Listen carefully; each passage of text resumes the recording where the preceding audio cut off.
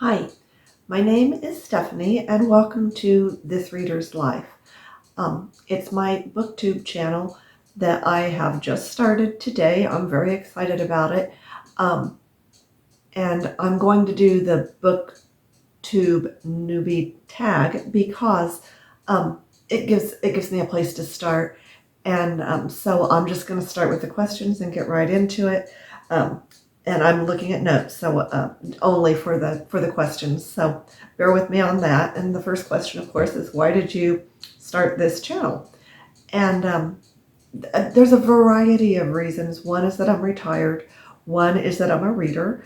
One is that it's sort of my winter project, if that makes any sense. This is November now, and last spring, my spring project was painting the front porch. So this sounds a whole lot more exciting to me. Again, I'm retired. My husband's in poor health, so we don't travel a lot. I'm home a lot. And part of that is why I've rediscovered how much I love to read. And so I started watching YouTube channels. Also, I joined a reading group. And so we choose novels every month. Every third month, it's my turn to choose a novel. So I started watching booktubers and I was fascinated. So that's that's the beginning of that niggling of an idea that, hey, maybe I could do this. So I'm gonna go with that. There'll be more about that later, I imagine. So let's go on to the next question, which is what are some fun and unique things that I feel like my channel could bring to BookTube? And being super unique, there are so many booktubes that standing out and being super unique is hard. I think one fun thing is that I love trivia, so we may sometimes play some games where at the beginning I ask some questions to identify a book or to identify just a period of time that is interesting, or some kind of a current or past event that everyone would be familiar with.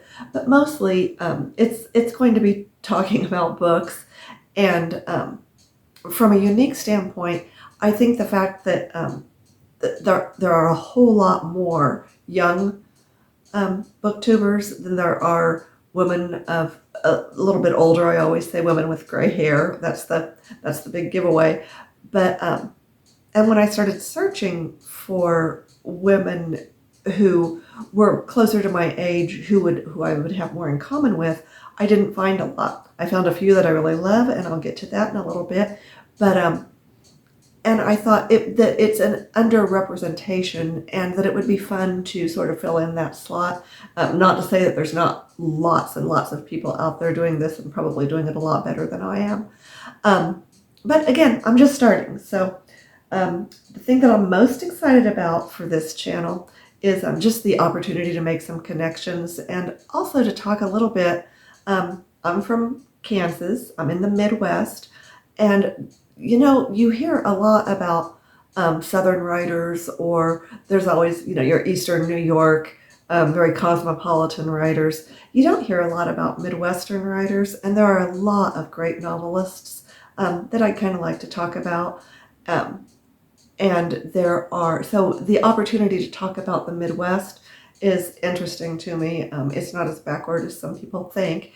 Although I do have chickens in my backyard, so maybe I'm wrong on that. But I'm excited about that. I'm excited about maybe focusing on some books that not a lot of people have read that are truly, truly great literature. Some of them Midwestern. Some of them are just older, and we all are looking for the next best thing, but there's books that have been around for a long time, and there's a lot of really good books out there that I don't think get the attention they deserve. So I'm hoping to maybe bring some of those forward for people to enjoy, especially in the genre of literary fiction and women's fiction. But I'm going to move on to the next question so that this doesn't go on for too long. Why do I love reading? I've always loved reading. I love a good story. I think more than anything is that I love words, and I love the way one word can make such a difference, and I love seeing the way people string words together into these fantastic stories that make you gasp. to me, that is a wonderful thing. Reading is a great escape. I've discovered that more and more as I've gotten older, that even when you can't do anything else, you can almost always read. If you can't read, you can listen to an Audible book. So you can do it in more than one way.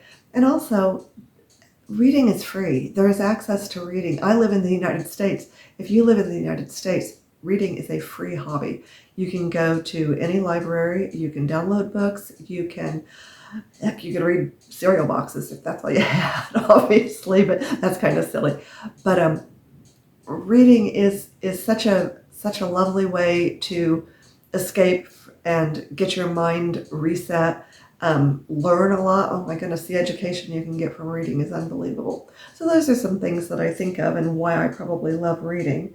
As far as books or series that got me into reading to begin with, I'm actually going to show you here in a minute, which you've all seen it, but I'm going to show it to you anyway. When I was in grade school, I remember going to the library in kindergarten, and I believe I checked out a book called The Snowy Day, or it may have been James and the Giant Carrot, and I'm not sure about either of those, but they were just little thin books, and I enjoyed those a lot. My mother also allowed us to to get books, me and my sister, to get books from Scholastic Book Club, and boy, when they handed out that little 2-page, folded in half flyer, it was one of the most exciting things that happened to me at school. And then when the books came in, it was really exciting. But the first book that I really read that made me realize I'm going to read forever would have been Farmer Boy, and that was by Laura Ingalls Wilder. It was part of her series, but not part of her story. It was part of her future husband's story. And I have all of I'm going to get this real quick. I have all of the Laura Ingalls Wilder books, but this is the one that I started with, and I picked it off of the shelf probably in about the second grade. I may have been just a little bit older, but I don't think so.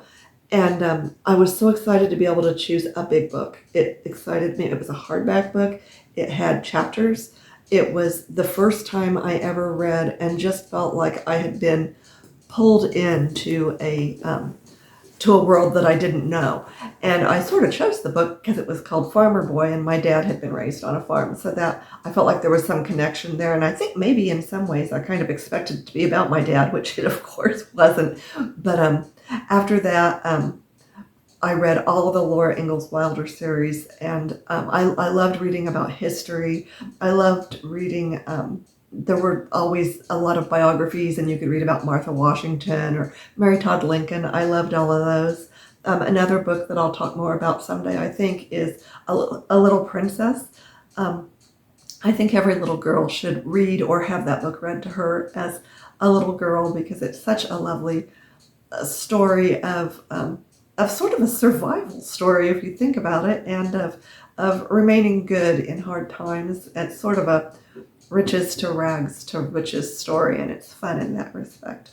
So on to the next question. What questions would I ask my favorite booktubers? I would ask them, do you want to go to lunch? And because I think there's nothing more exciting than making that connection and talking about the books that you've read. And it's always fun to say to someone, have you read? And then it just starts such a huge opportunity to connect on so many levels.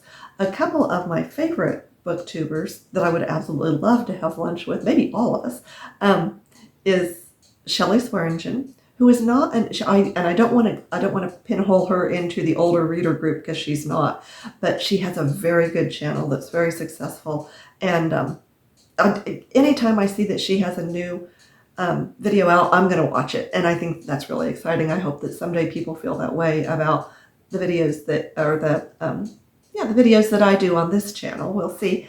Another one is Rosamunde Bott, who has books from my bookshelf, and I connected with her very, very quickly and easily, partly because we've read so many of the same books, and they're not all, her title says it all, books from my bookshelf. They're not necessarily the most recent bestseller, and I like that. The same thing with Book Chat with Pat. Her name is Pat, and I love her channel. She reads very, very widely, and she's kind of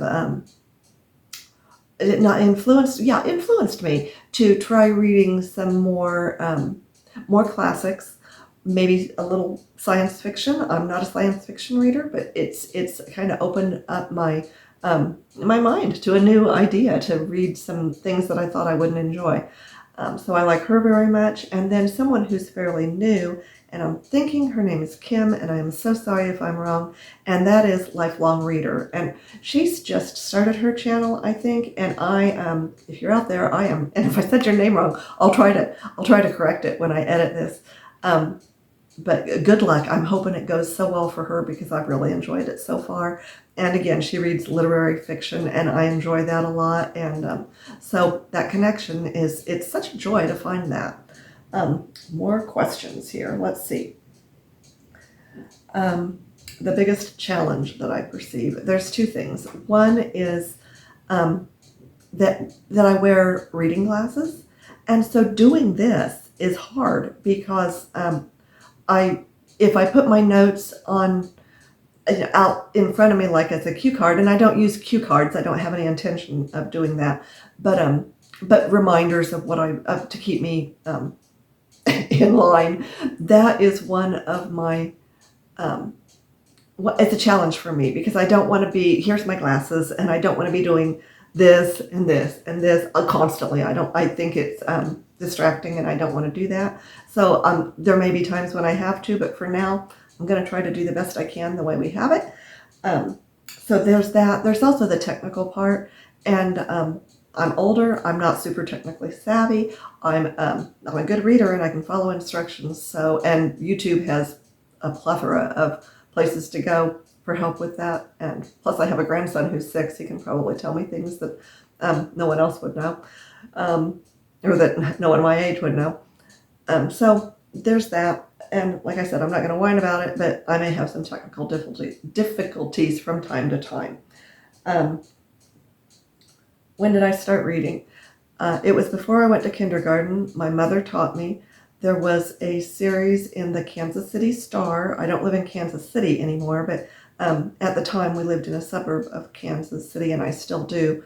And it was some kind of part of the color comics on Sunday that was, you could cut out little letters and make little words, and it had lots of things about the phonics. I learned to read phonetically, and that's really the first time that I knew how to recognize a word, and I knew that all those little letters of the alphabet could let you say anything you wanted to say.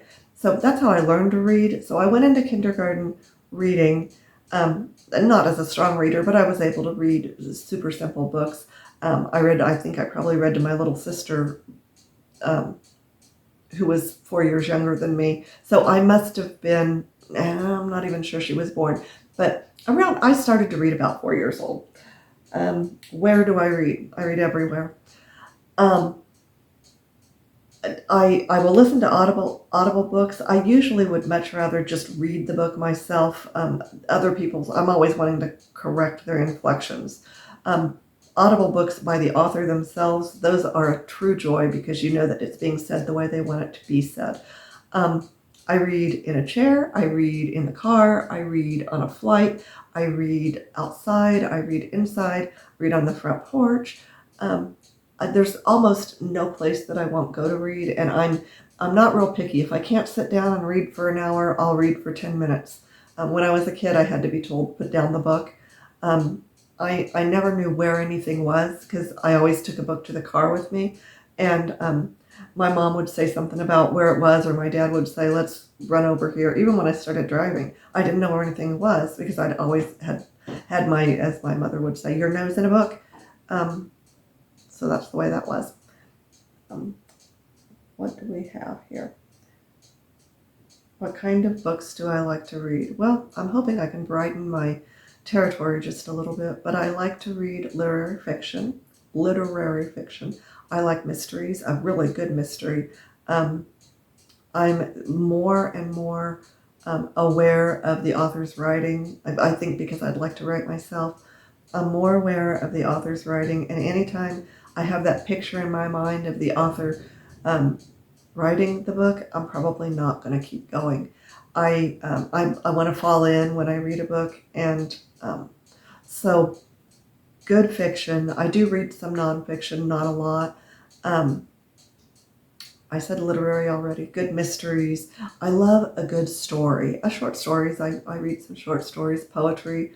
I read poetry, but mostly literary fiction. And like I said, I'd like to broaden my horizons, or my territory of what I like to read. So I would like to read some really well-written science fiction, some fantasy. I did read the Outlander series. I actually listened to them on Audible, and they're historical fiction and they're fantasy and they're everything. Those books are, but books like that. I also recently read The Ministry of Time, which is kind of a future. Well, it's certainly not real. There's a certain amount of science fiction in it, and I really, really liked that book. I thought it was one of the most fun books I've ever read. So there's that. What my book collection looks like. That's one of the things that I regret the most. It's become very popular to be minimalist, and I thought that sounded so freeing to not have as much stuff. I've always had a lot of stuff, and I've always had, I'm not super sentimental, but I've always had things that I have a sentimental affection for. But I got rid of a lot of my books. I donated them. I had moved several times. It's been several years back. I went through a divorce. I didn't keep everything. And so I gave a lot up, and it was very freeing at the time.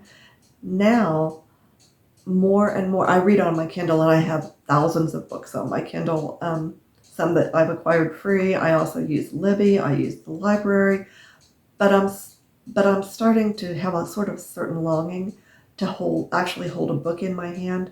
So my book collection was reduced dramatically, and it's a regret. So like I said, reading can be free. You have access all the time, but that's one of my biggest. I'm thinking maybe I'm not as much of a minimalist, but I just needed to declutter, and I did that. But I'm going to recollect some of those books, and I find myself going to eBay and other sites like that to find old books that I want to replace. So I think that's all of the questions. I'm excited to go forward with this. I know that I want to do to-be-reads. I know that I want to do other tags and challenges. For me, that's one more thing that I'll do before I stop. I want to show you, not my oldest book that I own, but the first book that I know of that was bought for me that I still own. And it's a sweet little book. It's called Tougher. And my mom got it for me.